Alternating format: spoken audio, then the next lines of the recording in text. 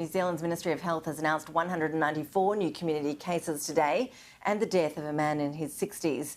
There are 88 people in hospital. That includes 7 in intensive care. Joining us live now from Auckland is Newstalk ZB reporter Joey Dwyer.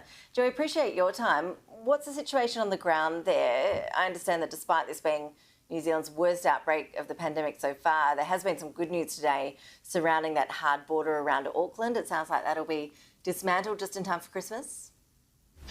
Yes, we heard that that border will open up, or Aucklanders will be able to leave Auckland on the 15th of December. But what else? The other thing that we found out today that was quite interesting is that not every district health board has to reach 90% vaccinations, double-dose vaccinations, to move into our new COVID framework, which is the traffic light system. Okay, so where is New Zealand at in terms of the vaccination thresholds that you need to reach and how you're on track for achieving that? Sure. So, like you said, 194 cases today, 222 yesterday. So the government's saying, COVID is here and get vaccinated. So across the country, 82% of New Zealanders are fully vaccinated.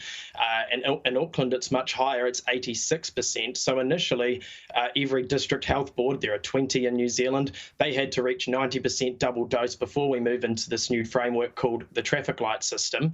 But now, the Prime Minister, Jacinda Ardern, says everyone will move together with an announcement on November 29th. So the traffic light system works basically like this. It replaces our alert level systems. So it's focusing on high vaccination rates rather than lockdowns. And we'll find out more at the end of this month when exactly the country can move to that system.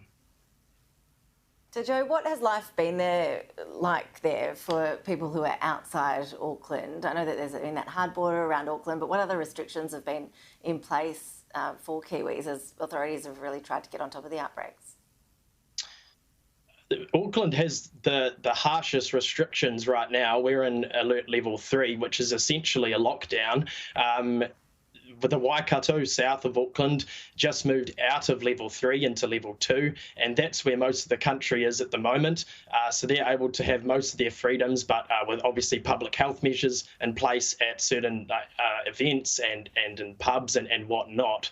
But once Auckland reaches this 90% double dose and the rest of the country moves into the new framework, there will be new restrictions on everybody across the traffic light system, like I described before. So it'll be red, orange, and green.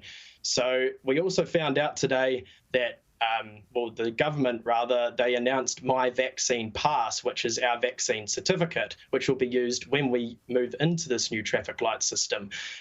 Anyone who is double vaccinated can download this onto their app, or they can print it out, and that can be used in hospitality, at festivals and bars and gyms. And anyone who doesn't have this vaccine certificate, they can only go to the likes of supermarkets and health services and petrol stations as well. So there are definite restrictions on people incoming that don't have the jab. And what does all of that mean for people outside of New Zealand at the moment? Australians, for example, keen to have a holiday in New Zealand, or Kiwis wanting to return home? Unsure on that one, but we've heard the time frame for.